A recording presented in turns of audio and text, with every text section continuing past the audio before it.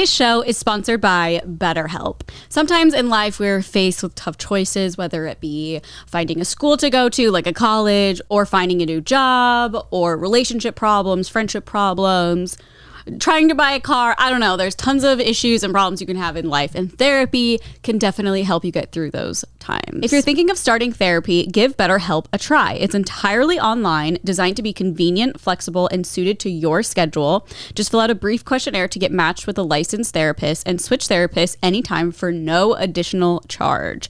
Let therapy be your map with BetterHelp. Visit betterhelp.com/onlyfriends today to get 10% off your first month. That's BetterHelp, HELP.com/onlyfriends. This show is sponsored by Hello Tushy. The most refreshing destinations in summer: produce aisle, walk-in cooler, the AC at the cinema, and your Hello Tushy bidet.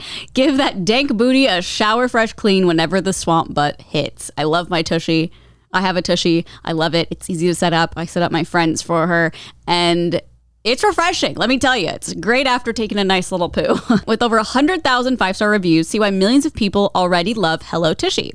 Go to hellotushy.com/onlyfriends and use promo code onlyfriends to get 10% off plus free shipping on your first bidet order. That's hellotushy.com/onlyfriends for 10% off. Welcome back. We are finally back. Why are you laughing? Because we're literally fully just like talking shit and I had no idea it was recording. We weren't talking shit. What are you talking about? Who are we talking shit about? We were talking truths. Yeah. And do you know the thing about gossip is that it was like, well, not invented, but people started participating in gossip because it helped women. It was like a way to spread information. So really gossiping is like a positive thing. Healthy. It's good for your mental health. Yeah. Like it was used back in the day for like, okay, this guy, creepy. I mean, probably not that, but you know what I mean? Yeah. Like, don't go over to that hill. There are wolves. And then it became like, do you think the wolf is ugly? I'm going to be so on edge. I can't believe she just left. I know. You want to tell them what happened? I'm just like listening to what she's doing. Okay, well, last night we had our book club and TJ made us the Big Mac tacos, which Carly's been dying to try. So good. I was like, even when I went to bed, I was like, I'm so full still. Like, this is the best. So happy. It was so good. Yeah, they are. So every time you make them, I'll have to be invited over. And if you don't, I will be. We'll probably have them again tonight just because there's so much stuff left over. Let me know. And it was actually really cute. But last week, TJ made these like chicken skewers on little like kebab skewer sticks that are little wood. And I saw Paris walking away last night, and then I called her name and she walked into the house, then turned back around when I called her name, and she just had this stick in her mouth. Yeah, and she looked really cute. It was really funny. But also like, get that out of your mouth. Yeah. And so then TJ took it away from her. I assumed he threw it away, but then this morning I caught her in the hallway to our home eating it. So he did not throw it away. And so now she has ingested a skewer stick, and I called her vet because that's very dangerous. And she was like, yeah, we got to bring her in for x-rays. And then I was like, okay, should I be monitoring her for anything until then? And they were like vomiting and diarrhea. Yeah. So now I'm just like that's a sign of like every animal. Like if something's wrong, just watch. Yeah. It's like, well, can you do something before? I'm scared. It's also like, I don't know how much she ingested. Yeah. It couldn't have been that much because we did like put it together and like it doesn't look super, it looks almost the same length. Yeah. But who knows? But she's just so little. I know. So it's like, and it could be like sharp. Esophagus. Yeah. It's wood. It's bad for like their throat and then their organs. Yeah. Oh, pooping that out. That'd be a sharp poop. Well, that's what you get. Yeah. And I was telling Carly too, like Paris is this is the first time she's ever done this. If there is like food around or like wrappers or anything, like she will never eat it, which is like a crazy blessing. For a dog. Yes. Like my parents' dog now, like they would have to put the trash can on top of the kitchen table every day. Oh my God. And he's like a small, like 20. Was it behind a door or something? And he got open the door? No, it was just like out by in the itself. open, like kind of like ours is now. Oh yeah, but like a plastic one, and he would knock it over and then like a eat plastic everything. one. Yeah. But theirs was plastic. Yeah, like he would eat my underwear, like everything. Oh like, yeah, just a so menace. That's what I'm so used to with dogs, and like I feel like TJ, we're not messy. We don't like leave food out, but like even if we did, she would not eat it. That's crazy. So I'm just so like not even aware. Yeah. And I think she's obsessed with chicken. Like if TJ cooks chicken broth, she goes absolutely fucking feral. Like I have never seen anything like it in my entire life. She will eat a stick for that chicken. Yeah, I got to show you one time because it is so funny. Like it's like she's unhinged. She like can't control her body. Yes. She's like an addict with chicken broth. It's so funny. Like animals are so funny in that way. So TJ made chicken and I feel like he cooked them in chicken broth. Yeah. So that's why she was eating it because there was still like you could see like the grease on it. Oh, yum. But so now I'm just like trying to listen to see whether or not I shut the back door. Okay, so she's inside. Yeah. But like where is she right now? Probably sitting by the door, but you've lost that privilege. It's one of those things where like she's probably totally fine, but once she's out of eyesight, it's like, what is she puking? Yeah. And it's like, okay. We'll hear her. Yeah. But I did feel more comfortable when she was right here. I know. Well, she usually just sits with us the whole episode anyway. I know. So she Maybe was like, she has to diarrhea. Just do it in the house so I can see. Yeah, honestly, that'd be amazing. Yeah, I'm like, then you could just see it. Yeah, like there's enough puke and pee on that rug anyway. Like whatever. Yeah. What's another diarrhea? Yeah, but we had book club last night. We read The Housemaid. It was amazing. So good. We all loved it, and now we're gonna read the sequel. I feel like I had a redemption because I did offer that book. Yeah, and the first one I offered was terrible. Still stuck on it. Well, I wasn't until everyone loved this one. I was like, okay. Read other bad books. No, like, it I wasn't know. Just that one. But you know me, and it has stuck with me. I think about it every Since night. October of last year. Yeah, almost. I mean, a year not actually, now. but like when everyone loved it, I was like, okay, cool. I like suggested a good one. But it was so good. If you like, it's a thriller. It's also a psychological. Oh no, just a thriller. Well, both kind of. You think? Yeah. I gave it a 5-star. You did? I was really debating. I gave it a 4. I think for me, it's Evelyn like Hugo, it's fucking me up. I know. I think it's 4.5, but like on They don't Goodreads. have- Yeah. So I just rounded up, but I originally gave it a 4. And then I think I went back like hours later and was like, you know what? I think I really enjoyed it because for me, like a thriller, if I don't predict what happens and I'm like flipping the pages, then that is so amazing for me. And Darren predicts everything. yeah. And I read oh my God, The Silent Patient. Oh yeah. Also. Did you so like I read it? The Silent Patient, Reminders of Him, which I loved, and that when I was away. Oh my God. When I was away. Like Teresa would say when she was in prison. When I was away. Oh, I didn't know that. Wait, did you like I did like The Silent Patient. Okay, yeah. Not as much. But it's not as good. Yeah, but I did like that one. I think I gave a 4. Yeah. I really liked it. Yeah. I love a thriller. I love a thriller and a coho. I know. And I said this last night, and I feel like, what's her name? Frida something? If you look up Housemaid Frida, like it'll come up. But to me, it felt like a thriller elevated version of Colleen Hoover. Like it wasn't as, I don't think Colleen Hoover is like cringy, but you can definitely tell it's for young adult. And this didn't feel as young adult, but it also felt young adult. Like it wasn't like hard to understand. It was very easy to understand, but it didn't feel as little. Yeah. I don't know how else to explain it. But we're going to read the sequel. Yeah, I'm excited. So many people, I put it on my Instagram story and so many people DM me and they were like, you have to read the second one. Yeah. So, okay, good. And I don't know. I haven't been having a bad time with sequels. Oh, good. Because sequels can be very spooky. Like scary. Yeah, like spooky in a sense of like, damn it, why did I read this? Yeah. But I'm excited. Scary.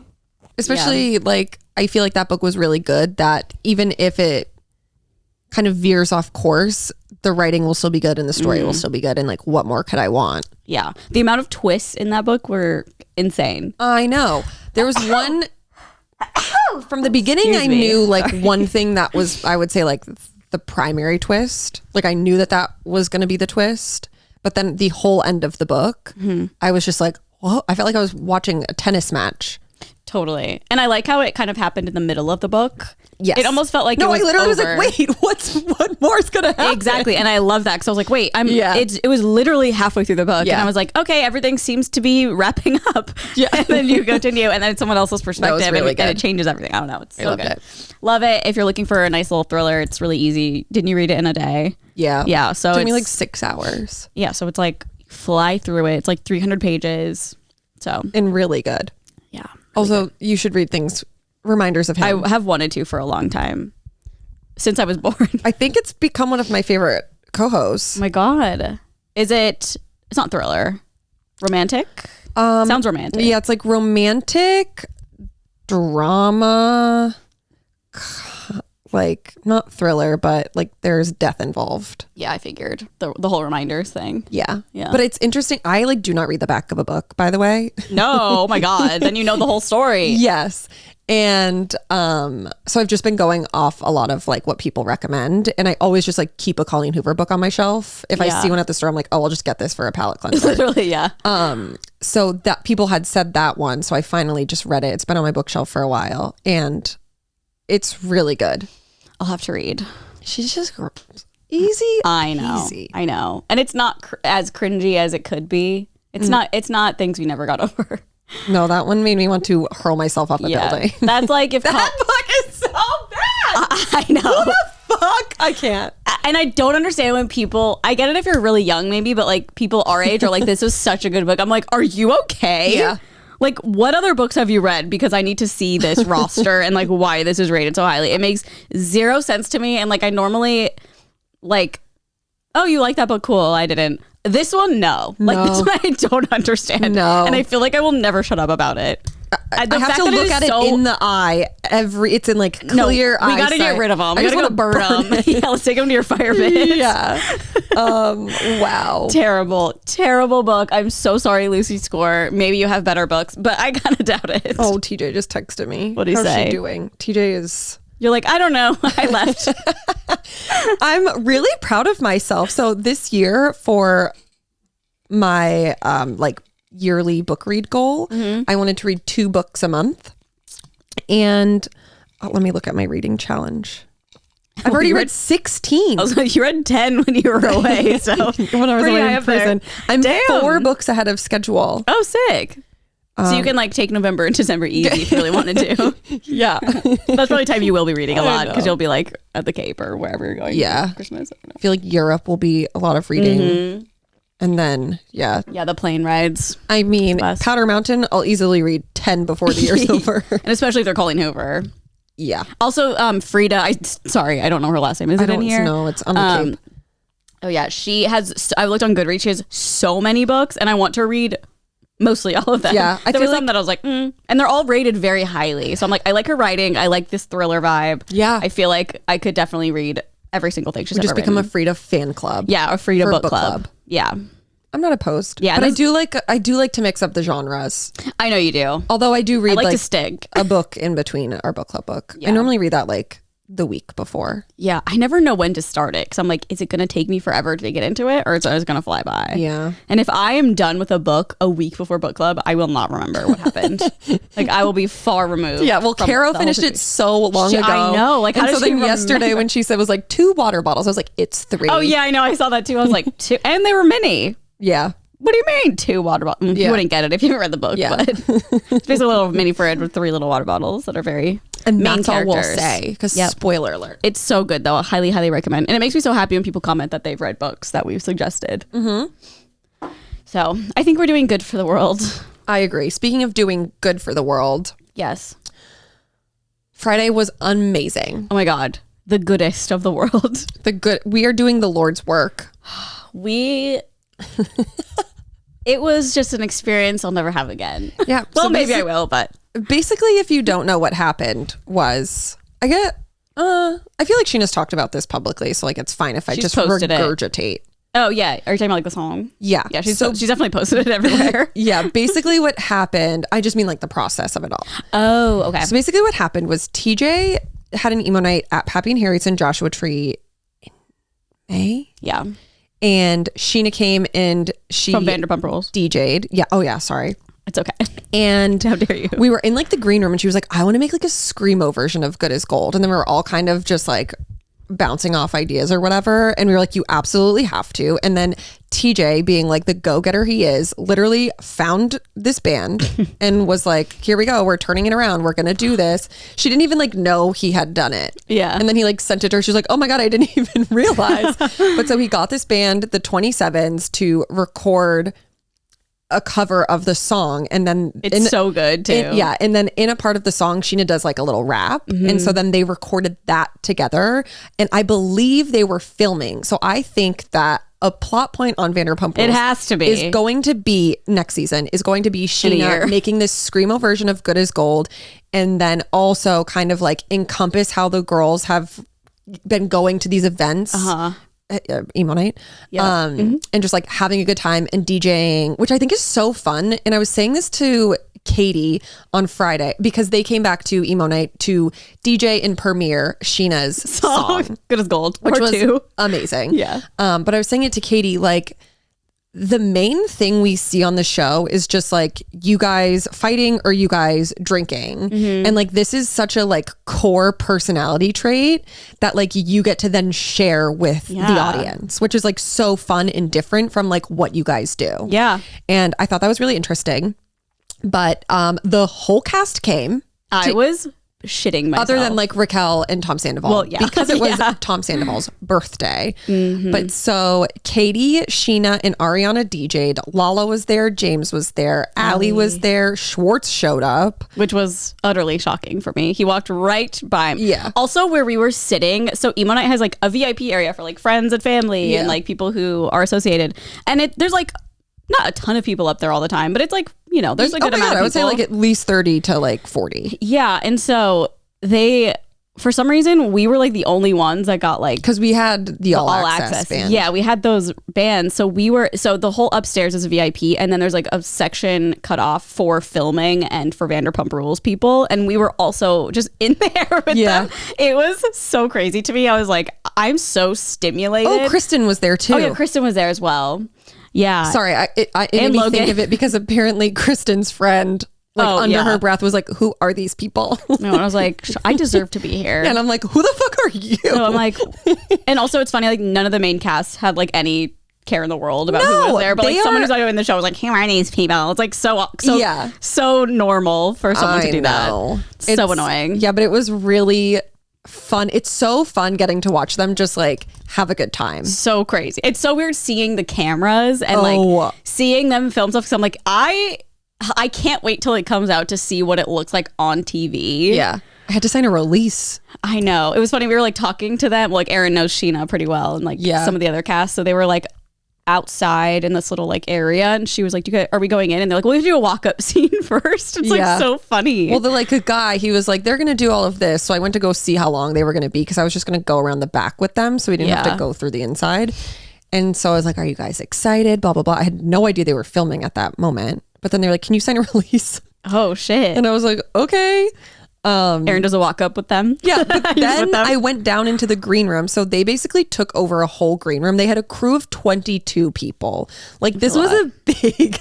There were so many cameras. Yeah, it was wild. And I walked downstairs, and like Katie and I made eye contact, and there was probably like 7 people in the green room.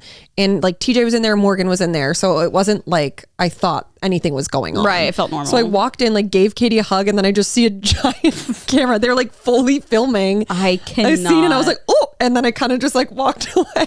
And she wasn't like in the middle of a conversation or something?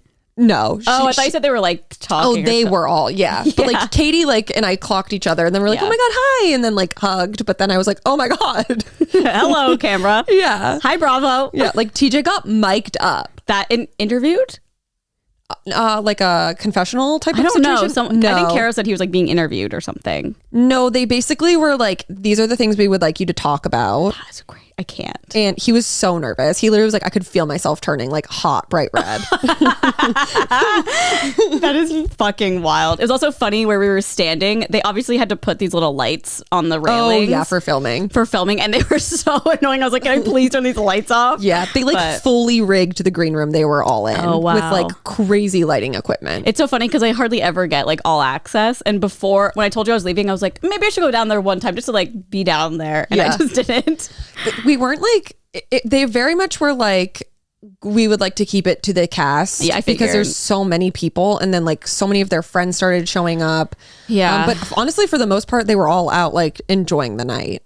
I want to say, to me, James and Schwartz surprised me with like how big they were. James like, is so tall. Yeah, like just not big as in like overweight, but like big as in like tall and like wide. Yeah. Like buff. Yeah, when James walked in, I was like, oh my God, I did not know you were this tall. And then I said that to TJ and he was like, he's not that tall. Okay. And I was like, okay, I'm not like hitting on James. I'm just like stating a fact. Man, he's over 6 feet. That's so hot. I don't think I've ever seen him in real life. It's funny, I have.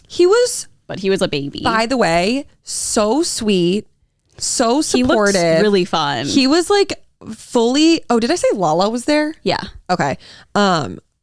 Just like the juxtaposition of it all. James was like rocking out up there and then he was like, I gotta go down there and see them. And then like went down and was like with them in the little booth and just like having such a fun time. And it was so nice watching him just like fully support the girlies. I know. It'd be so weird if Sandoval, like if I was telling Emma, I was like, it'd be so crazy if like the Sandoval thing didn't happen and seeing Sandoval there, because I feel like he would have like done something crazy because he's so Jump over off the top. balcony. No, literally. Like, how would he have been able to handle that? I don't think he would have been able to handle Ariana with that spotlight. No, he would have somehow made it about him. 100%. He would have dressed up like the craziest camp counselor or something, because the theme was camp. Yeah, camp, like camp. summer camp, not yeah. like funny camp. Yeah, camp. But it was so fun, and I just love how much they love emo night. It's so cool. It was so cool to just be not a part of it. Like, I'm not on the show, but like it was so cool to be around and just watch. I was just like, I could watch them for days. I know, and just they're watching all on TV is so weird. Yeah, person. I've never had like a bad interaction with any of them either. Like the more that you talk to them, the more I'm just like, you guys are so nice. And Sheena's such a rock star. I was like, are you nervous at all? She's like, no, I'm so excited. No, she literally looked at Carly and goes, no, I've done this like a million times. I was like, I know, but like, I feel like I would be nervous every time.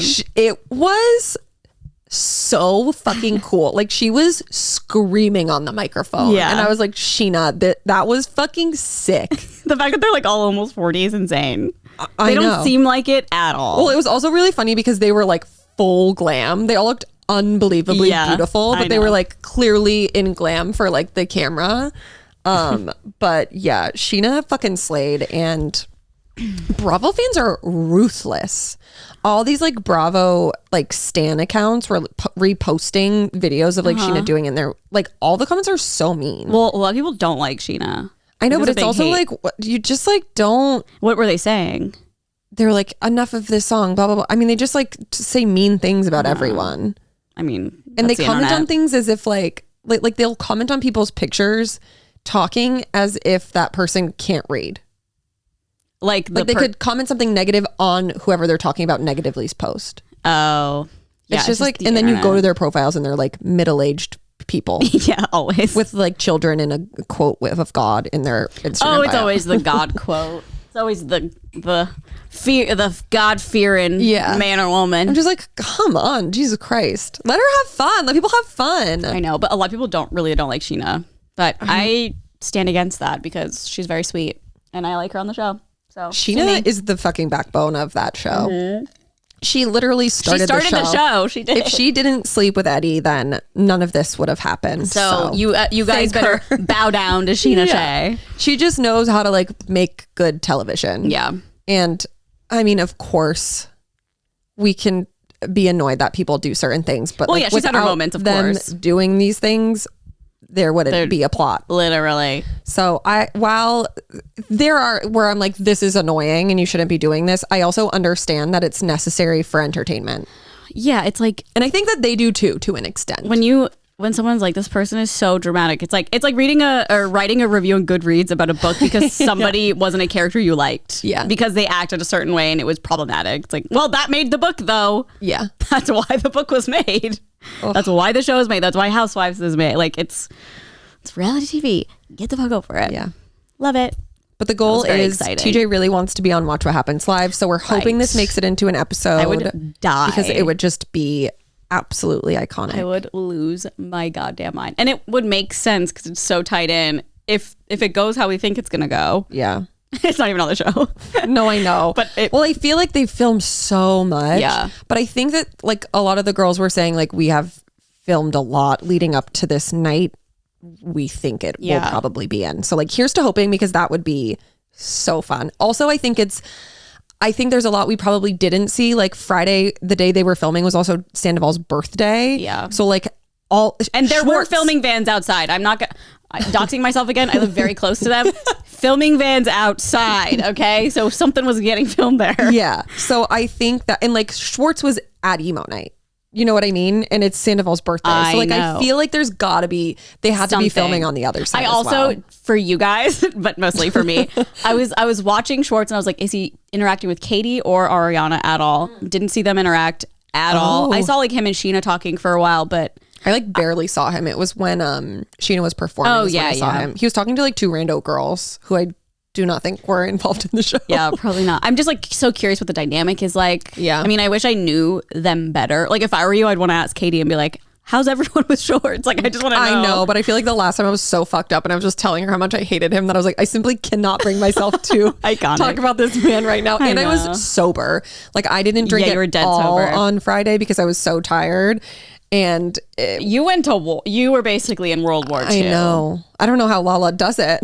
I don't know either. Well, because also Aaron just got back from the East Coast. So like the time difference is so, not to bring up time differences. Also, so many people are commenting on my TikTok just being like, it's 7 p.m. in New York right now. Did you know that? Just from our probably good influences episode. Yeah.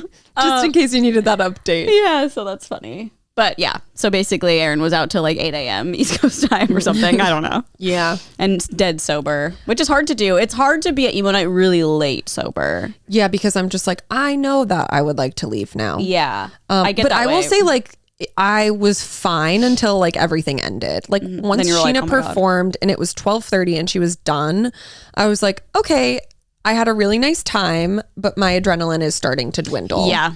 Like good as gold. I was on cloud 9. Now we're done. Yeah. Yeah. That's like when I left. And then it was 2:30 and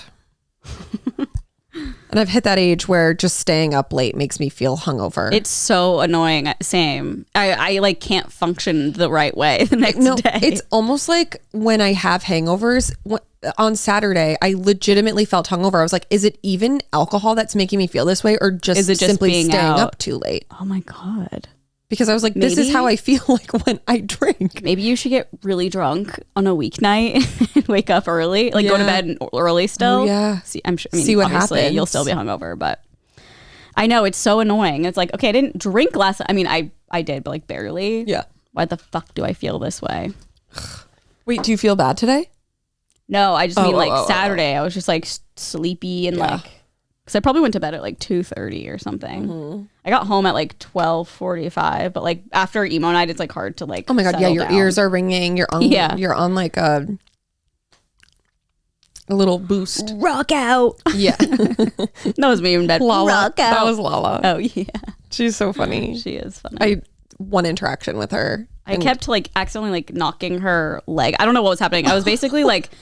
It looked like I was on a church pew, like on the bench. So I was like on my knees, like my hands were on the rails, like looking over, and my feet were sticking out. And I don't know what happened. She like bumped into me a couple times, or I did to her, and I was like, oh my God, I'm so scared because she's so scary to me. Yeah. I kept being like, I'm gonna go pick a fight with Lala as a joke, but I would never do that in my life. I would just probably scream and cry and throw up. Screaming, crying, and throwing. And it probably wouldn't even make the show, so what's the point? Like, who the fuck is this girl? No, I know. I was like hoping there'd be a little drama, but I genuinely feel like everyone is so like, it's like everyone versus Sandoval. I know. I'm like, so curious how this season is gonna go. Yeah. Because who the fuck? Oh, when you said Schwartz, it was his birthday, but Schwartz was at emo night. I think Schwartz like sent a cake though. I think he was probably also there before. Yeah, that's what I was thinking too. Either one, yeah. I think he was there before and then probably left. So like, I'm just like wondering how this dynamic works because obviously people are like, if you're friends with him, fuck you. But like, he has a business with him. Like, he can't just like end it right now. Like, I'm sure there's a lot of steps and a lot of conversations that have to happen and a lot of legal things. And Sandoval's like a manipulative douchebag. So totally. And Schwartz is very like people pleaser. So he's probably like, I don't know. I think this is like probably the most anxiety inducing thing for Schwartz. Yeah. Because he's like. Probably because he actually doesn't really care and is like, I still want to be friends with him, but the public literally perception. Well, if he didn't understand that he shouldn't have made out with Raquel and like didn't understand the problem with it, then he definitely doesn't understand this. No. Well, I think he probably understands it, but I think it's like a little bit far removed from him. And so he's kind of like, I don't know. Yeah. And I think he's like thinking more of like the restaurant of it all. Yeah. But we'll see when this season airs. I'm just like, how are they gonna? Yeah. I mean, I think it'll be good because it'll be so interesting. But I wonder if it'll be like yeah, what else is They're going to going happen? to start, production's going to start being shifty and like put them in situations They together. have to be. And it's going to it is. I mean, they absolutely have to, right? We'll see. Because even Ariana on Watch What Happens was like, I think they were asking if she would film And she said no. Sandoval. No, she was like, well, I mean, I'm sure they'll put us, like for the show, like we're bound to be in the same areas Also, and like, stuff. I wonder what's going on with Raquel of it all. I know. Guess we'll have to wait and see. I don't think anyone's seen her film, but I've heard she's coming on later. Yeah. But who fucking knows? Yeah. Well, that was basically the weekend. Yeah. We also had a couple weeks off, but you know, it feels good to be back. And I hope you like the pre-recorded episodes. Yeah. So, and now we can just get right on into it. let's do it. This day in history. It's always history, never her story. You're so right. Well, Maybe for it National starts with a Women's her Month. story. Okay. Michelle Rodriguez. I'll just run through the birthdays. Okay. Michelle Rodriguez, Steve Howie, Topher Grace, and Rachel Brosnahan. Remember when Which I I saw Topher did Grace? not know that. What'd you say? Remember when I saw Topher, or we saw Yeah. Topher Grace at Jones? Jones. I got a picture of him, like so embarrassing. I was pretending to be on the phone, and like you can take a picture with the volume button. They do that on that show, Undercover Underage. Oh my God. So good. Yeah. This show is sponsored by BetterHelp. You've been there. I've been there. Everyone you know has been there. We've gone through tough things in our life. You can't avoid it. Unsure what the future holds. Unsure what's going to happen with your job. Unsure about literally anything. Therapy is there for you. Therapy is a great tool to use for those situations. And honestly, for life in general, in my opinion, I think everyone could use a therapist. I've personally been in therapy. You guys know this for many, many years. And the amount it has helped me get through situations, get through thought patterns, get through the way I think about myself and other people, or why someone's talking this way, or why I think this way when someone acts this way. It's crazy. It really, really helps. And it's I'm so happy I've invested my time and my money into therapy, because mental health is so important. It's just as important as physical health.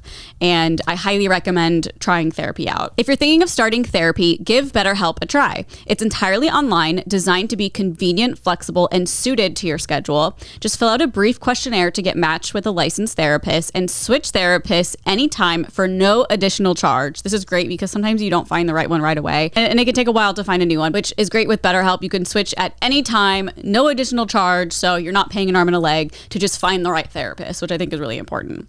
Let therapy be your map with BetterHelp. Visit betterhelp.com/onlyfriends today to get 10% off your first month. That's BetterHelp, HELP.com/onlyfriends. This show is sponsored by Hello Tushy. It's summer, it's hot, it might be humid where you are, it might just be disgustingly high temperatures, like 115 Fahrenheit. I was just in that temperature, and it's not fun. But what is fun is a bidet. A Hello Tushy bidet, to be exact, to clean up that butt, clean up that swan butt. I always hear this comparison. If you got poop on your hand and you just wiped it off with a piece of toilet paper or paper towel, do you feel clean? No. What do? You actually wash it off, and then you feel clean. That's what Hello Tushy is for, and it's to keep it clean down there. I have a Hello Tushy bidet. Aaron has a Hello Tushy bidet. They actually have, I think, two, and like a travel one.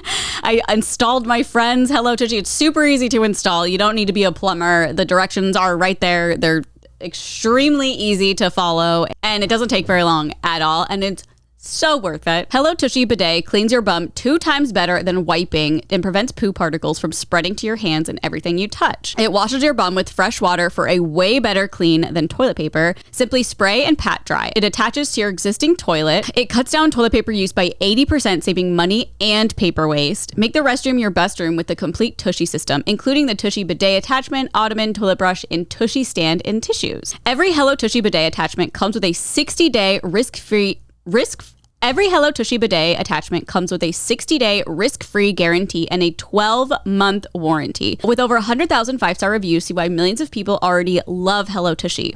Go to hellotushy.com/onlyfriends and use promo code onlyfriends to get 10% off plus free shipping on your first bidet order. That's hellotushy.com/onlyfriends for 10% off. Okay, and then for like entertainment, we've got Grown Ups 2. The Rolling Stones were formed this day. Damn, 1972. 62. Oh my God. Family Feud. Oh my God. Iconic. 1976. What is that game again? Oh, it's the one with the, you have to Family guess. Feud? No, I just get them confused. Is it the one where you have to guess the top? Yes. Well, that and Jeopardy, I get confused. What's Jeopardy? Huh? I don't think I ever watched Jeopardy. I'm not even kidding. But like, you just don't even know? I have no idea the concept of Jeopardy. Maybe if you explained it, I'd be like, oh yeah. Okay, so like pretend I'm Alex Trebek before he died, and you have like a whole board. Oh yes, it's the letters. No, that's Wheel of Fortune. Oh my God. Sorry, continue. Continue. Are you messing with me? No, I'm dead ass. How is this? Because I have no memory. And then I never watched it. So you can be like, there's different categories and then different Like an alien. different What's Jeopardy? different numerical amounts. So it's like 100, 200, 300, 400, 500. You could be like, I'll take Carly for 400. And you have to like form it as a question. And then he asks the question that's underneath that tile, and then it's like open for everyone. So then you like buzz in and Oh, okay. What's the one you have to form as a question? that. Oh, okay. Yeah, it's like, what is blah, blah, blah. Okay. What was I watching? It was some show, or maybe it was like a friend in like high school or something. I really don't remember. Maybe it's from a TV show, but I'm just going to explain it like it's my friend group. And if I'm wrong, I'm wrong. But we were like playing Jeopardy. Carly's just desperately trying to be like, I'm Gen Z. I don't know what any of these things are. No, I just have no memory. It's before my time. It kind of is. I'm only 20. I know. Okay, continue. And somebody was like the answer, a cat. And the person who was like the host was like, well, you have to form it like a question. And they were like, is it a cat? Oh. I feel like it's from Friends or something. I have a very vague memory that of gives this. Phoebe for sure. Totally. But I couldn't tell you. I don't know friends like that. But don't people know. who do, they will drag us in the comments. So we'll leave that up to you. I should have just said I said that, but whatever. I'm not a liar. I said it. I'm so okay, funny. well, now that we got past that. I'm so glad I know what Jeopardy is now. I don't think I like Jeopardy. No, it's like two. Get away. I mean, I don't watch Jeopardy. No, who watches Jeopardy? Like Matt and Mike. Every night. Yeah. I feel like Mike like knows a lot of fun facts about Jeopardy or something. Yeah. No, but like Family Feud is my shit. I will literally watch that. I mean, I had the iPad game. I played it a couple months ago on my phone. So you know what it is. Family Feud? Yeah. Well, yeah, I got that one quick. Sort of. You had to ask. Yeah, You're like, but I got there. What is that game? I got there. What's that mystery Wait, game? what's the feud? Okay. Whose family? And then Monk and when Harry met Sally. Hallie met Harry. Okay, in some good news, well, yeah, we'll end with Taylor. Actually, it's tragic news. In some good news, Larry Nasser was stabbed multiple times in prison. Who's that? Larry, he was the like athletic trainer doctor for the U.S. Olympics team. Who was sexually abusing. Wait, he got stabbed to death? No, he didn't die, which is even better. He got stabbed 10 times? 10 times. Where in the body? How was he alive? I don't know, but he was arteries? in like critical care, which is like amazing because then he's like still suffering, you know? Yeah, that's why I don't like the death penalty. No, it's like, why are you going to put these people? Yeah, this is an evil human. He was like sexually assaulting young teen girls for basically his entire career. I wonder what made the person stab him. If they were I think it said they got into like an disgusting person. I don't know. I feel like he's been in jail for a hot minute I know. now. I thought so too. So maybe they got into an altercation. He probably was just being a fucking asshole, and someone was like, "Shank." How do you get a knife? They make them probably, right? It's probably a little shank. Just a little shank. You can make them out of a toothbrush. Oh, you know how? Yeah, that could be a YouTube video. Making prison weapons. I was away for 2 weeks. No, we just did that for a YouTube video. Making prison weapons. Perfect. Yeah. I mean, normally I obviously don't want bad things to happen to people like that, but to good people, and he's not a good person. For me, this is like in general, the ultimate way for him to suffer even more than like just being locked up. That should have been his punishment. Yeah, just get getting stabbed 10 times. Yeah, a couple times a year. Yeah, a couple times a year, and he won't know when it's coming. Yeah. Okay, and then although you and I did talk about this, I feel as we still need to talk about it. The Jonah Hill's ex-girlfriend Sarah posted a bunch of screenshots of their conversations of him being abusive to her, not physically abusive, ick. Yeah, I can read some of them out loud if people are unfamiliar. So they have been broken up for a while. I'll just read, I guess, whatever this says in a quick summary. It says, Jonah Hill's alleged dirty laundry is getting aired out by an ex who's posting what she claims are a ton of old texts from him and painting him as a toxic partner. Surf instructor Sarah Brady, his former flame of about a year from back in 2021, is dragging the actor publicly on her Instagram account, and she's not holding anything back in her of him as an alleged misogynistic narcissist, as she puts it herself. Sarah has thrown up several text messages that she attributes to Jonah, and if they're to be believed, it appears he was often concerned / upset about her posting photos of himself. Then it's like, go to her Instagram story. She literally posted like a dozen screenshots on her Instagram story. Okay.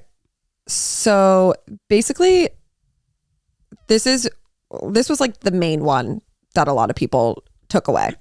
Mind you, he slid into this woman's DMs initially, and her Instagram page is primarily photos of her surfing. That is her job. She is a surf instructor. They're not like sexy, sultry photos of her by any means whatsoever. She's just like on a surfboard in a bathing suit, and like that is the vibe. And so he initially DM'd her on Instagram responding to a photo of her surfing in like a bikini or a bathing suit or whatever with like heart eye emojis. And like that is how their relationship started. So and then she did not specify how far into their relationship they were when he sent her these things. However, like they were already boyfriend, girlfriend. Just for some context. So he texted her saying, this was December 2nd, 2021.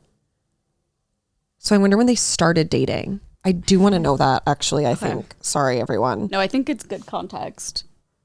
Because if it's like very beginning, it's like, what? When did Sarah and But also Jonah? It's even more fucked up, I feel like, if it's like later. That's what I think too. Okay, the summer. So I would say like 6 months. Yeah. That's fucking crazy. He's a psychopath. And who knows, he could have been saying this stuff before and she just didn't screenshot it or something. Yeah.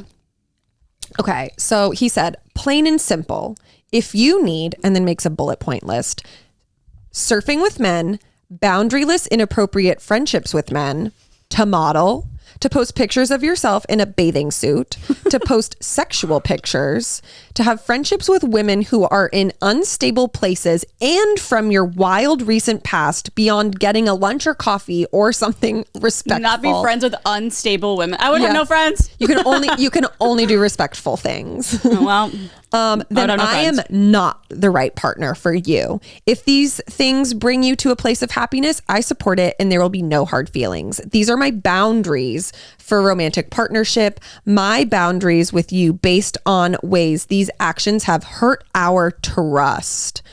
AKA hurt my ego.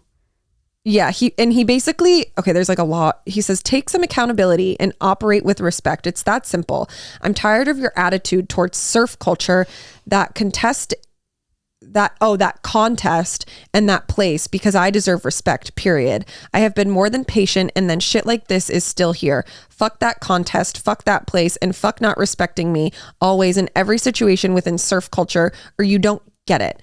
And you don't get me. It's hurtful and unacceptable to me. Get it? I don't know if you get it or care or give a shit about the shit more than me, even after Dr. Stern has said it loud and clear. So basically, I think it's a continuation of him being like, you're not allowed to post pictures of yourself or surf with men or like surf in general. But yeah, he was like, with respect, these are my boundaries of this romantic relationship. Thanks. I'd love to know before the premiere, so I'm not put in the position of publicly flaunting our love if my boundaries are going to continue to be disrespectful. That would be hurtful and triggering for me. And she said, understood. Oh. I respect your skill and your surfing. I respect how you want to present yourself. I respect that you are hot and beautiful, and I respect how you want to live, but I also respect myself and what I'm interested in my own life and what I let into my heart and inner circle. So celebrate yourself in your life however you please and shine bright, but I don't want to have to deal with it. This is 6 months into their relationship. Yeah. And it's crazy too, because it's like, it is beyond concerning to me to see the discourse of this online be so split. Like, to me, this is very clearly, he's not setting boundaries. He is absolutely trying to control her life. 100%. Like, a boundary would be me being like, I'm uncomfortable being around alcohol. And then you invite me to go to a bar and I'm like, I'm really sorry. Like it's my boundary. Yes, I can't go to the bar because of it makes me uncomfortable.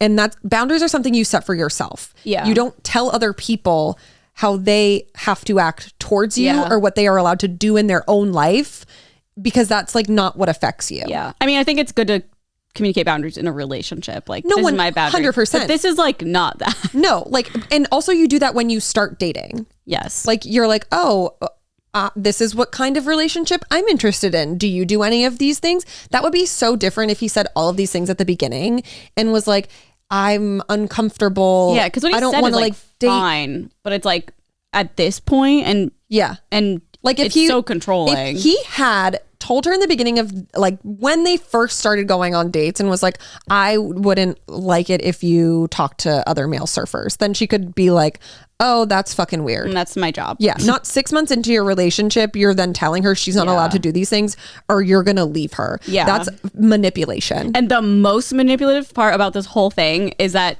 how it started. He slid into her DMs with heart eyes on a swimsuit surfing photo, and then he's going to use it against her. Like, that's manipulation 101. This man is a walking red flag, and I'm so sad because I love Jonah Hill. Well, I know. He does not come off this way at all. Which I think it's like, so many people were like, just like, move on. Like, you shouldn't be posting this publicly, blah, blah, blah, blah, blah. But it's like, she sat on this for, I think, like well over a year and was just like, I just want other women out there to know that these are things that are like a clear indicator of abuse. See, gossip. Yeah. Gossip helps women and helps she's not people. like, I don't think she's like posting them to be like, I'm gonna get something out of this. Yeah, she's not like embarrassing him. Like, look at his ugly hat he wore. Like, he gained weight. I didn't like it. He was literally manipulating her, upset of her job and saying basically they can't be together if that's her job. Yeah, I think this is I mean, don't get me wrong. Like, I think it's icky when people post like private conversations, but this is like an abusive conversation that can help other people. And it's like, no one would really pay attention if she had just said it. You know what I mean? I think it's important. It's such a double standard because like all of these women come forward about stuff and everyone's always like, there's no proof. And then like this woman is clearly giving proof of being in an abusive relationship. Yeah. And everyone's like, that's fucked up that she showed everyone this stuff. And it's like, okay, well, what do you want then? I don't know. Like, they just don't want it to happen. They just want to believe it doesn't happen. I think 100%. It's so weird. And the internet, it's like mostly men. And then like any woman who is saying this, like I'm so beyond concerned for, and it like makes me scared for like whatever they have to go deal with in their own life. But like, to be very clear, these are not boundaries. I think it's important if you do have those certain things that you express them to your partner initially. But these are not boundaries that he is setting. These are ways that he can control his partner, that he can like get what he wants out of the relationship. He made her delete photos from her social media. And then when she like would be like, oh, why is it inappropriate? And he's like, you just don't get it. Like, it's just so like bad. You are controlling her. You want the upper hand here. Yeah. And it's like, I'm sorry that you have these horrible insecurities or like whatever it is going on in your mind that you think it's okay that you can treat somebody this way. But like, yikes in the yard. He's acting like a little boy. And of course it's fine if like he thought it would be fine at first and then it started to bother him. But you have a conversation. Yeah, you don't go about it that way. No. Like, I feel like if it were me, it would have to be like, I just don't think our lifestyles mix well. And like, I don't think I can handle this, but like, go have fun. Like, or like approach it in a completely different way. Be like, hey, it makes me I just want you to know that like, I'm a little uncomfortable and insecure. Like when you talk to really hot male surfers. Yeah. Like that's a fine thing to say. Like literally just approach it in a way that's not you forcing her to choose between her career and a boyfriend. Yeah. Like, come on. Yeah. I don't think so. So that is fully where I stand. I think that if you are in support of Jonah Hill, you need to really get some therapy. I think BetterHelp is a sponsor of this episode, actually. And it also like, I think it's so important that she shared it too, because so many people probably are reading it being like, oh wait, like my partner will say these things to me. I don't understand. And like, that can help people see that like, oh yeah, this is fucked up. Gossip. It's helping us all. Ace fucked right up. It's great. She's just surfing. It's not like she started an OnlyFans. I mean, like, even that, like, have a conversation about. Yeah. But it's like, she's not doing anything sexual at all. Like, No. he's the one sexualizing He's just it. insecure, yeah. Yeah. Little man syndrome. It's so sad. I know. I really liked him, I thought. Me too. Now I have the full ick. I have the full ick. And now I'm like, who else is like that we would have no idea Every about? man. Like, imagine like Seth Rogen. No, he's like the last. Well, because like James Franco, now Jonah Hill. I know. We've still got Seth. Although I saw a clip of Seth on TikTok last night that was like, I should have known something when he said this. It was like in an interview. They were like, who's the hardest person to work with? And I he saw was like, that too. Jonah Hill, no doubt. Mm-hmm. And then I was like, oh, T. And I'm sure at the time it was, maybe he was joking too, who knows, because they're such good friends. But like, even if he was being serious, people probably thought he was just joking. Totally. Because they are funny and But banter. now I'm like, oh, he was being serious. I do feel like Jonah Hill's probably one of those people that kind of like let everything go to his head. Yeah. Okay, well now we can get into the main topic, which I feel like oh, Paris, can't you please just stay here so we can keep an eye on you. Like, nope. I'm going to just get out of your eyesight. So you worry forever. She just wants to go outside to be in the sun. You did this. We are just going to chat about Speak Now. Yeah, that's why I'm drinking this purple drink. Not really, but I just realized that it's kind of purple. It's giving red. It's kind of giving red. It's pretty red. Okay, well, to be fair, the can is purple. Yes. So if you can see the can. There we go. How are we feeling about the the feminist version of... Oh, I think it's atrocious. I think it I is. have a hot take. Oh, God. Oh, well, it's just like, I hate that it's changed. Yeah. But I don't think it's bad. Like, I feel like it still sounds like Taylor. Like, it sounds like something she would have written anyway. Oh, totally. It's but not just like don't change it.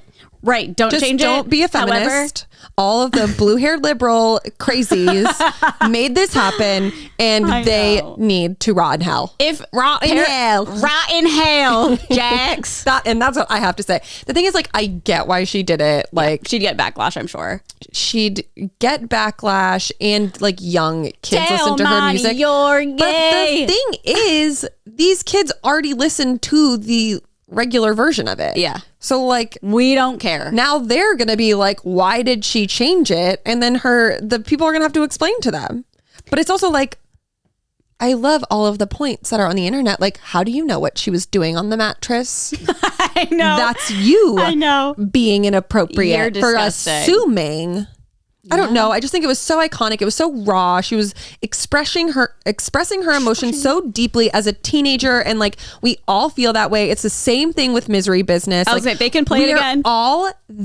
There are always points in your life where you like hate the fucking girl, even Yes. when it's not her fault. Yes, And like, it's called being a teenager. yes, and that is like so important to like have those feelings expressed in music. And it was such like, for me, like as a teen, oh my God, I fucking good. loved that song. But like now I don't listen to it and like think that. But I think it's okay that people at times do, because then you like grow and you mature and Yeah. you're like, okay, it's really not that big of a fucking deal. Yeah. I am disappointed she changed it. Me too. Like when I saw people like had the theory, I was like, no, please, I no. know.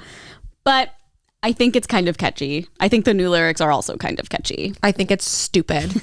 And I think that's fair. Taylor, I'm so pissed off at you. JoJo I is saw just someone like- post like a full rundown and like her take of, she's like a normie person I know. She was a full synopsis of like every single song, and she had the audacity to say that Better Than Revenge is not a good song. Huh? Yeah. Does she was even like was rock music? Yeah, she literally was like, I'm upset about the lyric change, but like it's not even that good of a song anyway, so it doesn't matter. Okay, well. And I'm like, okay, how does it feel to be an idiot? time to unfollow, Erin. Time to unfollow. Yeah. You're like, I've been. Oh my God, I have like a frog in my throat. It's just like, I'm just so passionate.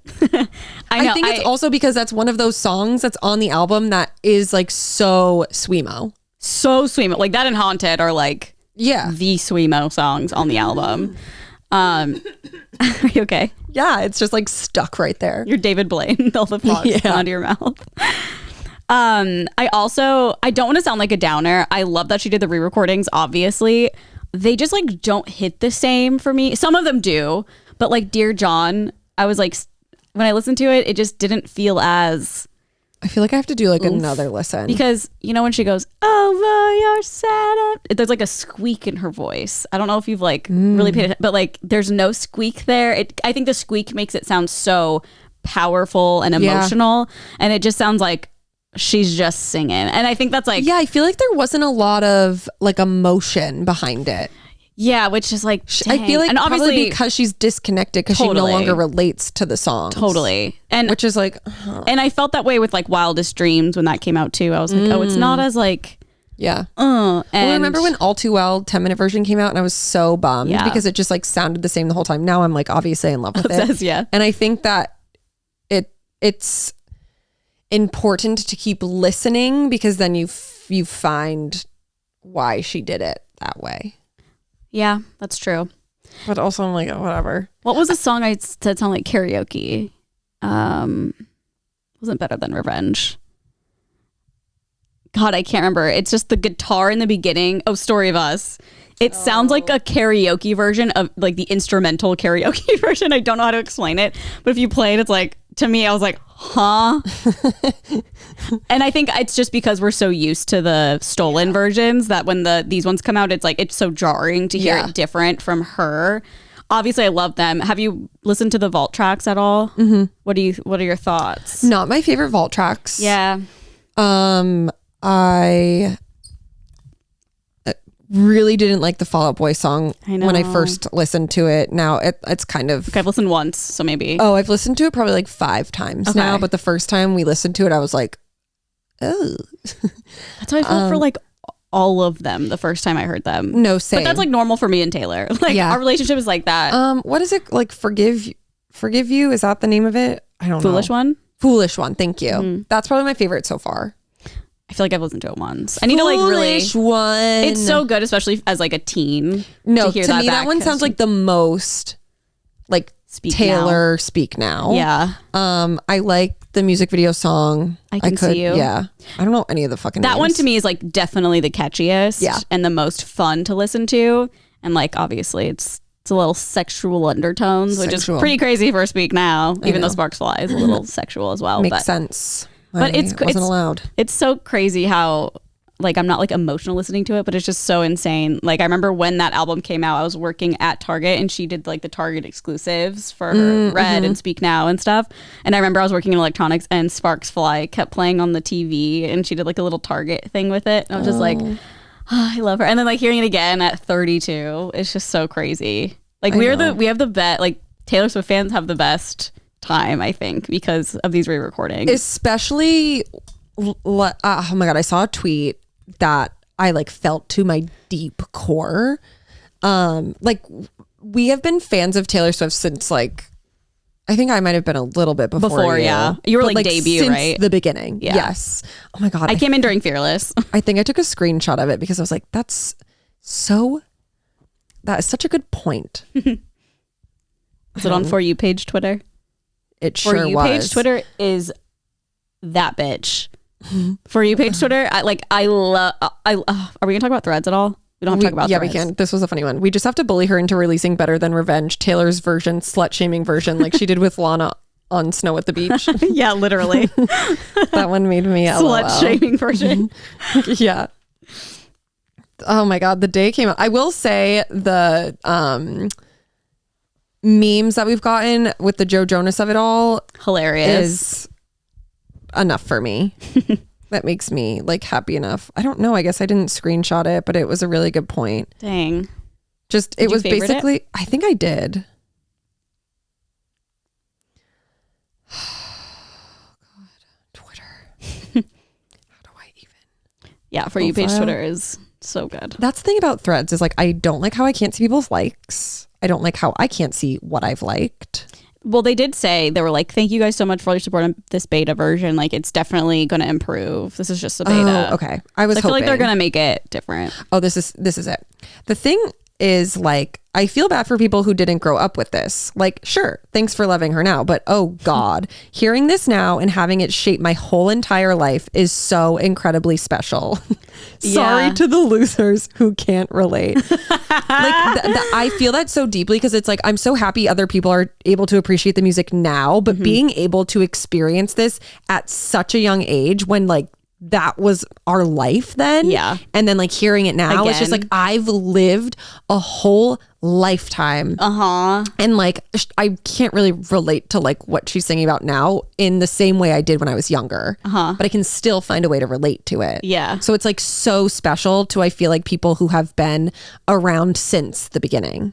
I saw, it's like almost made me tear up, but what's the sweet song about family? Never Grow Up. Oh yeah. People were like, it's crazy that like moms now. Yeah, like it's crazy we heard this like as kids, and now the millennials are thinking, when they hear it now, they're thinking about their own kids. I know, it's crazy. I got goosebumps. I have chills. Me too.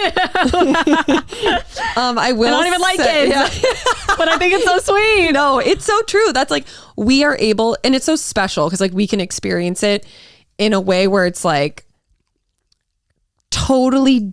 It is so different than people who are just like now loving Taylor. Totally. Which is like, thank you guys for like, loving her. I'm glad that you're here. Welcome to the club. But like sit down. Yeah. Get behind us, bitch. You get it, but you don't. Yeah, I mean, that's true. Like, for real. Like, obviously, you've probably heard the original Speak Now, and you can be like, oh my God, I love that she re-recorded it. But it's not going to hit the same as when you heard it as a kid while we were like, I don't know, like 19. we spent our whole life loving this music and just like, and listening to it pretty much every day since. Yeah. And like, it's so different when you're younger.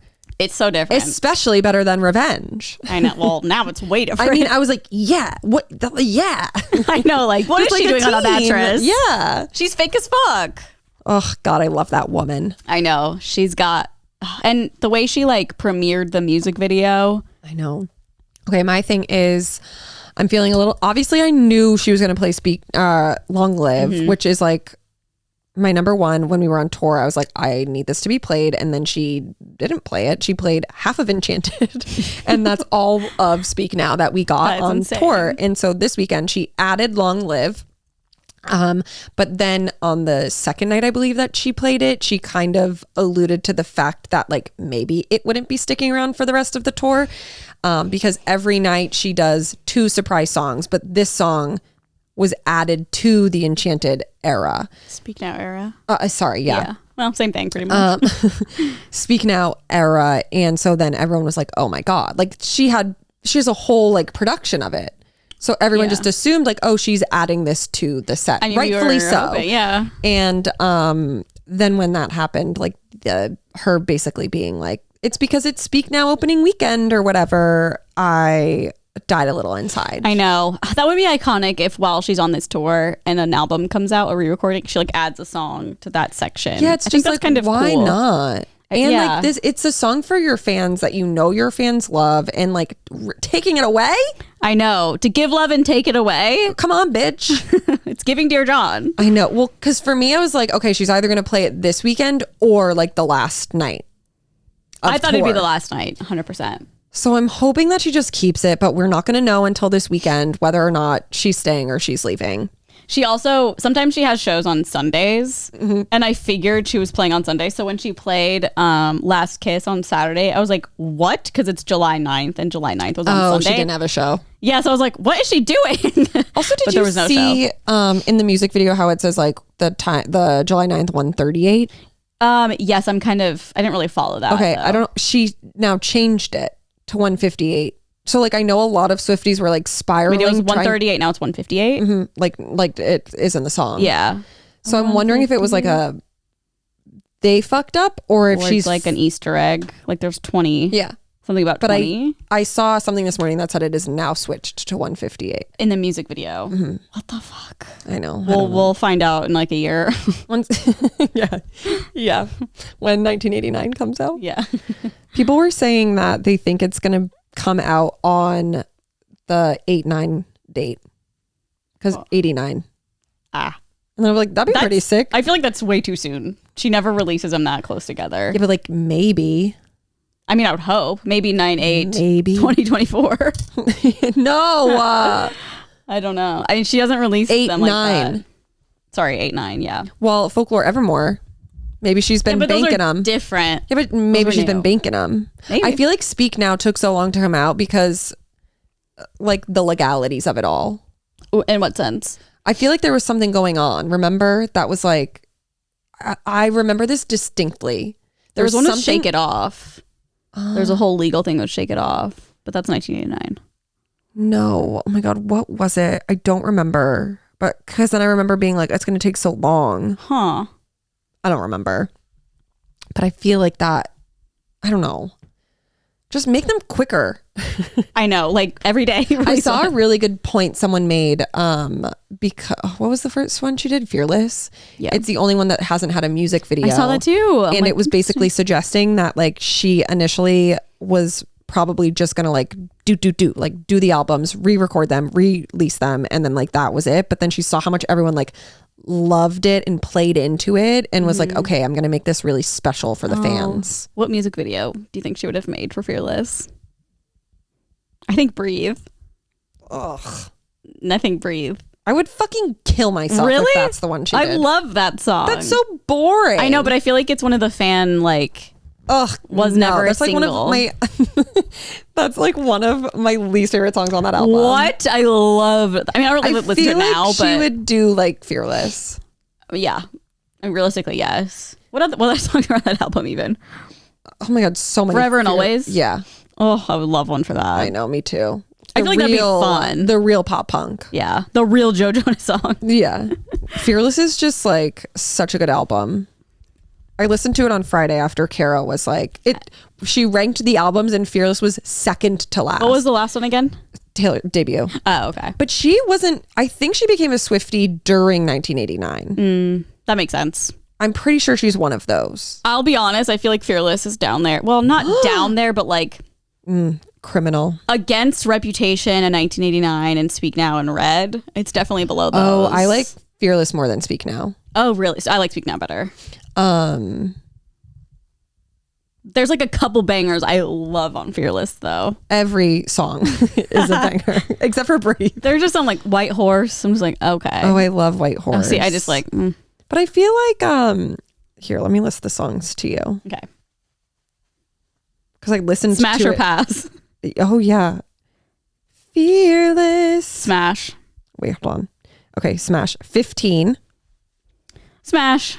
15 is one of the best songs I think ever written. yeah, you just like, you have to. If she like It's like coming of age. Oh my God, it's so good.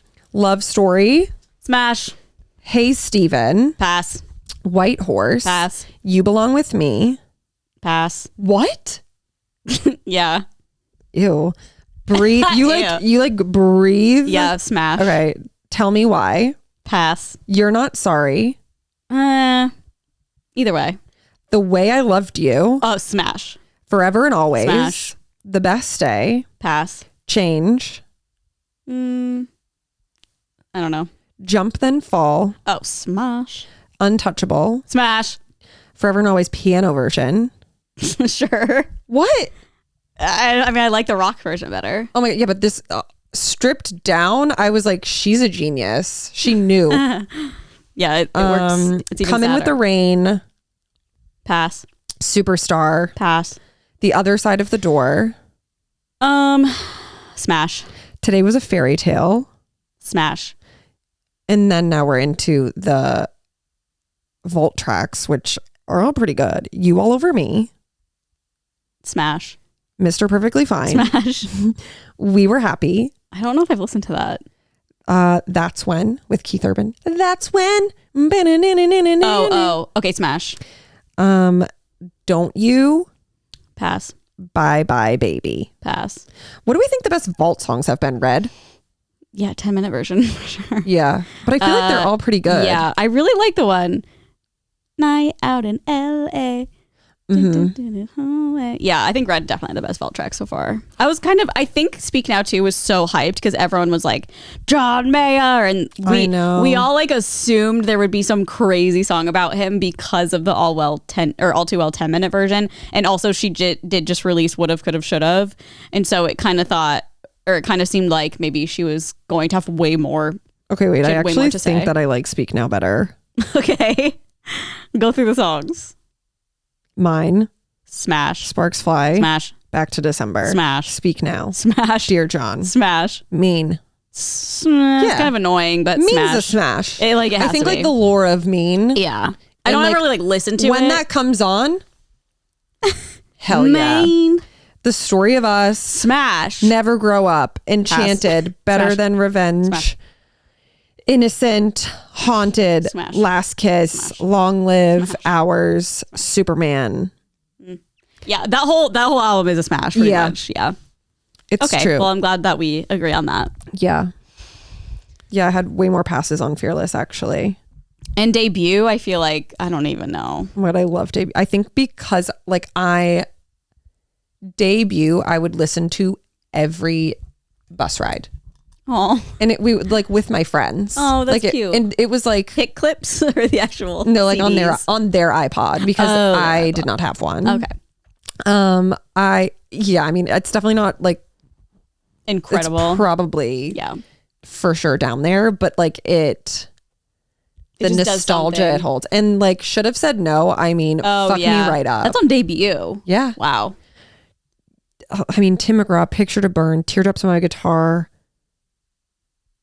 Yeah. Should Have Said No, Mary's Song. Oh, my God, Mary's song. I love Mary's Song.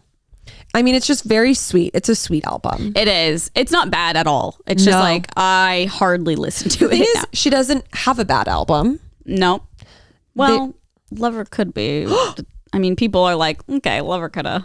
Oh, I could not disagree more. I know. That's like up there for me. I love Lover. There's probably like 5 songs that I really like on Lover. I love Lover. I can't believe you're saying that she should get rid of No, it. I'm not saying that. I'm saying a lot of people are like, Lover. I was forgot her. that you existed. Cruel Summer, Lover, Yeah, Cruel Summer smash. The Archer. Archer's Remember when you best. didn't like that? Now I love it. She's like like fine wine, you know. I am It gets fine better with wine. age. Yes. Your taste is like fine and wine. I'll probably love all the vault tracks from Speak Now, Taylor's version, in like 2 months. Oh my God, I think he knows. See that one? I'm like, meh. Oh Paper no. Rings, meh. Oh, I love Paper. This album is so, I think it's because it's like feel good. False God. I even like You Need to Calm Down. Like I love that song. yeah. Okay. If that comes on in the car, I'm like, turn it up. Oh, okay. Because it makes me like, it's objectively a cheesy song, but I'm like, the way that it makes me feel is so happy. Yeah. I mean, So, I get that. Yeah. I don't know. Me. Oh, yeah. Woo, smash. If you had to get rid of one of her albums, what would it be? Oh God. I mean, probably, oh God. It's like truly impossible. I don't think I could. I think for me, it's so, people are going to be so mad. It would have to be probably like maybe Evermore. But it's only because I like literally didn't even think of those albums. Only because I listen to it the least. There's definitely like songs on it that I love, but there's nothing really on that album that like I'm in love with. That's a very fair point. Yeah. I feel like that's very valid. And like while they are both, Folklore and Evermore are both like unbelievable albums in terms of like writing and production. However, they're not my favorites. Yeah, it's weird when I think about her albums. Like Folklore and Evermore are like disconnected a little bit. Yes. And I feel like it's like a different artist. Yeah, and obviously because I'm sure the way it happened and how it was released and everything, and they're so different than all her other albums. Yeah. But I don't immediately think of those 2 albums, and I like both of them a lot. Yeah. So that's really interesting. Like it's like 1989, Reputation, like all that is Totally. very Taylor. And obviously it's probably because she didn't tour with them and she didn't have music video. Well, she'd have music videos, And they're but they both weren't like the most intertwined in the whole set list. I know. Which I'm like, Well, it makes sense. She's like, okay, everyone's know. seen all these other ones. I know, but like But do a different tour. I know. Yeah, I think that I think I like Folklore more. I've been listening like to them a Evermore more. lot more. Like there's definitely songs on these ones that I'm like, if you got rid of this song forever, I wouldn't care. Yeah. That's valid. Your feelings are valid. Thank you. Yeah. Also, I feel like I like these ones, like with like Debut, I feel like a lot of people will probably kill that one. Yeah. But I have so much like tied to it emotionally. This is why it's different when you've like listened to these albums. And like with Folklore and Evermore, all I think about is the pandemic. Yeah, that's you know really what I mean? Point. And it's like, okay, I could do without that. Yeah, it's like a weird feeling. Yes. But like, that's I mean, so strong writing, great albums, just not like my favorites of hers. And like, I don't think of them when I think of her albums. Really, I mean, I do, but it's like last on my list for some reason. It's very strange. I know. When I said that, like, kill an album, I wasn't even thinking of those ones, which is insane. And I like both of them. Yeah. It's just so disconnected to me. I don't know. Oh, well, now that we've talked about Taylor for an hour, we'll definitely need a timestamp for that one. Yeah, no, I will. Don't worry. Yeah. I guess we can move on to Am I the Asshole? Okay, here's the thing. Do you want an unhinged one that's like pretty obvious, but it's like crazy, or do you want like a...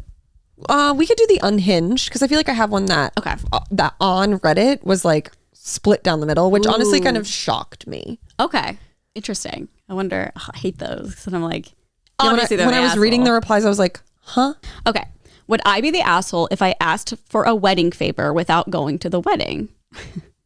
My friend Tanya is getting married to her long-term partner, James. They are both well off. As a wedding favor, Tanya and James are covering the hotel and the airfare for everyone attending from out of town. That's Holy crazy. Shit. So that everyone they love can make it. This includes for my partner Finn and I, as it is being held near James's family and not where Tanya and I live. Okay. Sorry, that confused me actually reading that. Or it's just where they chose to have the wedding. Yeah. This will be about $3,500 is American dollars, but Finn and I are also engaged. We are long distance. We live in different countries. We are saving up to move in together, but the flights alone are thousands, not to mention the immigration costs. We are almost there. We're literally just saving for the final flights and shipping Finn stuff. I know the offer is for reimbursing travel to the wedding, but Tanya's wedding favor would literally allow us to be together permanently in person as a couple if she used it on reuniting us instead of flying us both to her wedding. I feel this would be a very romantic thing for Tanya and James to do. No. And Finn agrees. Frankly, I feel like it was a little taunting of Tanya to make us this offer when she knows we're saving so hard to be together, and she's offering everyone wedding vacations worth the same amount instead. However, the one friend I've asked about this says I am insane for even thinking of proposing this, and that you can't ask for something like this. Yes. However, I'm considering going for it because of how much I love Finn and how well off Tanya and James both are. I feel that Tanya will see I am asking out of love for Finn. My friend told me to post on here and see what the general public says. So would I be the asshole if I asked for a wedding favor to be used to reunite Finn and I versus traveling to their wedding? 100% yes. Isn't that fucking crazy? That would cross anybody's brain. No, that's absolutely insane. She's doing it because she loves you and wants you to be there on a special day and doesn't want anyone to hold the burden of the expense. Yeah, she's not. That's like, hey, can you actually give me the money? I'll buy a car. Yeah. Like, no. Like, to think this way is absolutely beyond a point of delusion. I read this and my jaw was like on the motherfucking floor. I was like, what were people saying? Well, obviously she was deemed the asshole. Hey, do you mind if I use this money to buy a new Prada bag? Like, no, for real. What a crazy It's literally the same thing. Let me find it on Reddit. Absolutely insane. If anyone asked me that, I would be like, okay, like you're not. Also, like it doesn't matter how much money a person has. Like that doesn't. I know. Like stop putting that on there. I mean, obviously I get it, but like. No. But it's like also nice that they have so much money and are willing to use it on people to come to their wedding. Like if that's $3,500 for each guest they're flying in. Like they are well off. They are well off, but they also, it is important to them that you are there and they're showing that. I feel like if people don't see that and they're like, oh, they want to spend $3,500 on us. Why don't we just like be together instead? It's like full narcissism. It's crazy. Okay. To not even like understand that, to not even be like, oh, they really want us there. I know. Okay, the top comment is, you would be the asshole. They're offering to pay for their loved ones to attend their wedding. You are clearly not interested in their love for each other, and you want to ask them to fork over thousands of dollars for yours. Not only is it entitled AF, but it's a great way to ruin your friendship and get uninvited to the wedding at the same time. That's, yeah. I couldn't agree more. Let's see what the next one says. Yeah, you're the asshole. She's paying to ensure the people she loves can come to her wedding, not funding your relationship. I'm genuinely horrified you even think about asking. I cannot. Does it say how old these people are? I really hope. No, it doesn't. I mean, I hope they're 17 for the sake of this post. That's crazy. But also, I can't believe how unhinged someone can be. Doing the Am I the Assholes has truly been like an eye-opening experience. That is. But at least that they posted it and they can see all these responses and maybe be like, oh. I know. I feel like they're so in it though, where they'd be like, well, they don't understand. They don't get our love. I wasn't clear enough. Yeah. Like, no, you're loud and clear. Yo, she's fucking crazy for that. Okay, well, am I the asshole for removing my son's door? Ryan is 16 and we live in an old house. So the locks on the doors are janky. We are slowly replacing them, but due to the type of door, we need to get custom stuff or it won't work correctly. It's that or replace all the doors and we don't have money for that. So custom locks it is. My son's door is usually locked either on accident or because he wants privacy. That's fine, and we didn't have a problem up until now. I check on the kids usually before I go to bed. Sometimes his door is locked, so I just say goodnight outside the door. Last night, he had the door locked, but was playing music. It was late, so I told him to turn it down. No response, so I knock. Nothing. I call him, and it goes to voicemail. I'm panicking at this point and think he's hit his head or something. No answers to anything we do, so we take the door off the frame. He's not in his room. He came back at 4 a.m. and was at a party, so he snuck out. As punishment, his door is removed since the since of the lock, and it will stay off until he gets a new door in about 2 weeks. That door will have the normal doorknob lock. My husband and I agree with this punishment, but he told his friends and one parent keeps blowing up my phone, calling me an asshole. Not to mention the argument I got in with my son. It's for 2 weeks until his door gets here. I need an outside opinion. I can't just remove the lock. It's built into the door. It's not going anywhere. We have to have the locksmith change out the locks. So do they not have keys to this lock, I'm guessing? No, I think it's like a really old door that just like you have to like... I don't really know, because I don't know how to go about the privacy issue with having a door. It reminds me of Freaky Friday, obviously. Yeah. But I think since... Privacy is a privilege, Anna. I think despite the privacy thing, the fact that he used it as a way to sneak out makes sense to take that away. Mm-hmm. But it's all... How old is he? 16? Mm-hmm. It's also like... I don't know. I really don't know. Like for me, I agree with it. I don't think they're the assholes. Okay. I think that privacy is a privilege.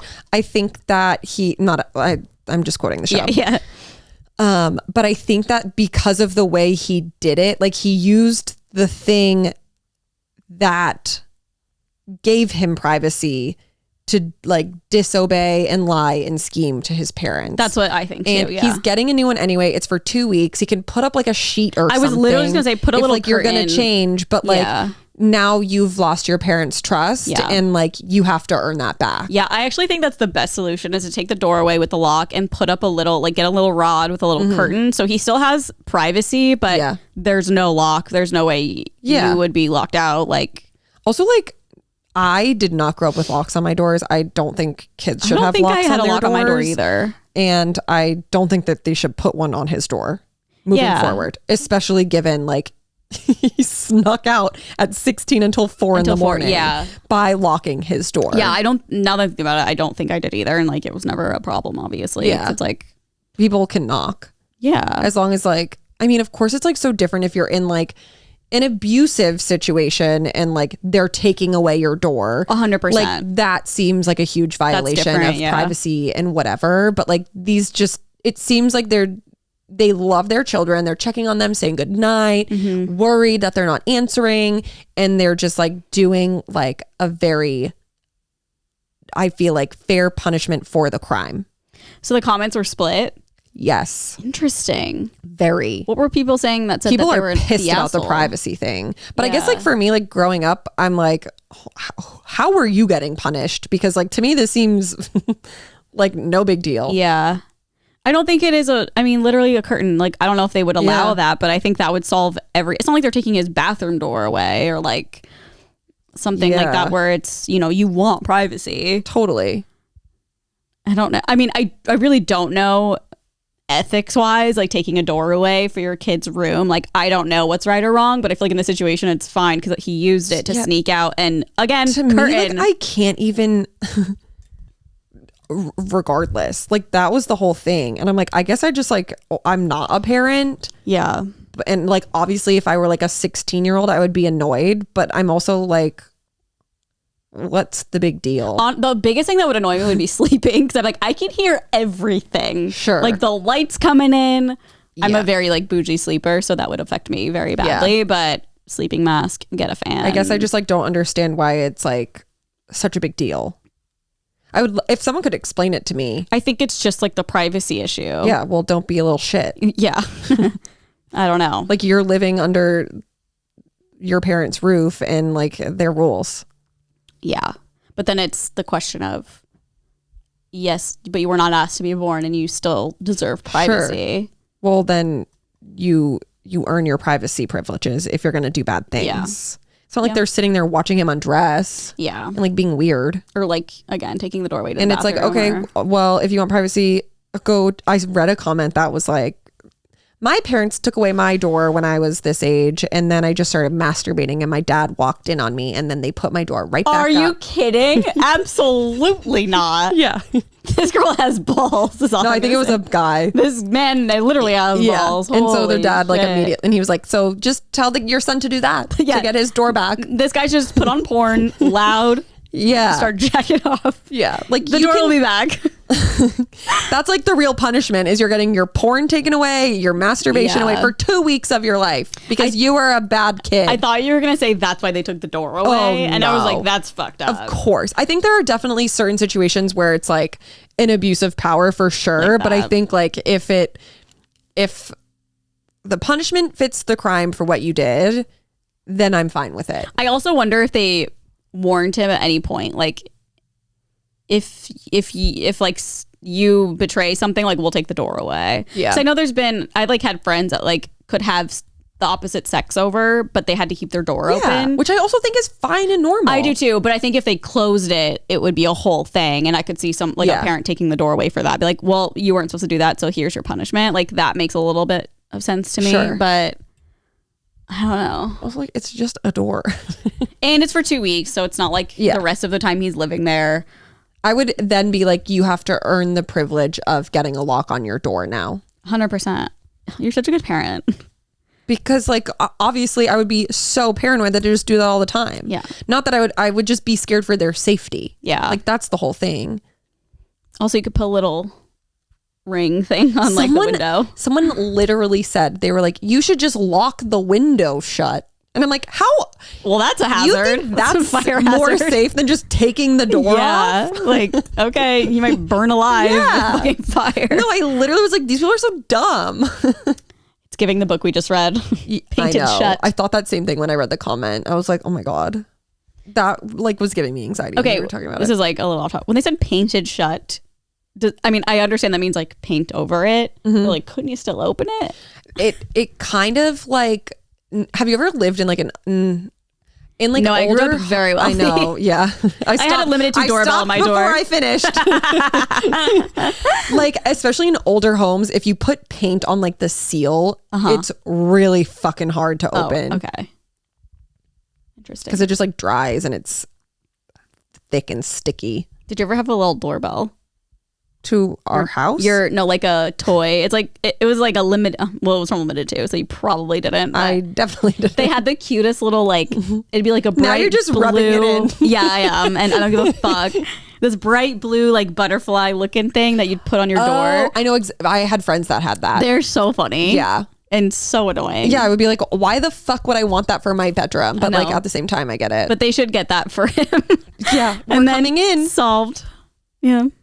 Also, like, what an idiot. You left your music on at night thinking they wouldn't tell you to turn it off. That would draw more attention. What a dumbass. I Be know. better at your sneaking out tactics. I know. Or at least like put a timer on it. Like, Turn off none of after this 15 wouldn't minutes. have happened if you weren't so dumb at sneaking out. He's 16. He's dumb. And he's a guy. So like, Yeah. Double whammy. no brains. No brains there. Double wham. Yep. Well, that is it for this week's episode. Hopefully we, get some fun, juicy I guess we didn't talk about the Kardashians, but I feel like it's fine. Oh. I did want to mention one thing though. Are you caught up? I am. I didn't watch the second to the last episode. Did you watch the episode where the Kim conversation? Yeah. Yes. Okay, so that's important. Yeah. So you heard when they were talking and Kim was explaining like, oh, like I made sure to tell him these were things that we could not include, like the veils and the lace, etc., etc. By the way, I was like laughing during this conversation because I was like, you guys are so fucking rich. Like this is I know the problems so are just like funny. Yeah, like you're fighting over wedding countries. Yeah, no, it was come back down to earth, very mama. funny. Come back down to earth. But last night, Kim and Chris posted there was like another Dolce and Gabbana event. I saw, and Kim was wearing like it literally looked like she was Courtney as a bride. Yeah, she had on a black like lace, I'm sure vintage dress, wearing a full length black veil. Chris is wearing a full lace gown, like black Dolce, maybe vintage, unsure. And I was just like, this seems a little like on a purpose. slap in the face. Yeah, I'm very curious. Like the whole thing for me is just I'm like, okay, like true rich people problems. Like you're both kind of the assholes in this situation, and like I just do not care. I did think they were both like expressing themselves well. Absolutely. And I think they both had valid points. Yes. I was just kind of like, I agree. Okay, this is like a rich problem. Yeah. You'll get over it. Totally. But it seems as though they haven't, because Kim and Chris went and did that. I wonder how Courtney feels about it though. Maybe they actually talked about it before this time. We don't really know. You're so right. But I think I doubt it, but maybe the timing of it is just they work so fucking hard. It's crazy. And also her that Speak Now episode outfit. aired. That episode aired, and then they did that.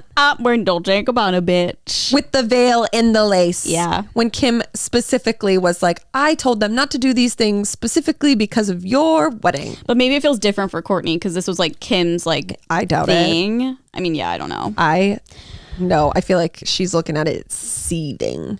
And then Kim wore that purple dress and literally did the back look like Speak Now. I'm like, what? She's going to be a surprise guest. Could you fucking imagine? I was saying that to TJ. I was like, I cannot wait for all of the celebs we're going to see at the LA shows, just for like the tea of it all. I know. And then I was like, I can't wait to see like North and Kim in a box. And he was like, they're not going. And I was like, I bet you anything they will go to a show. Like North, I feel like likes Taylor Swift. But do you think they'll be in like the celebrity little tent? No, I feel like they'll be in like a box. Like, would Taylor allow that?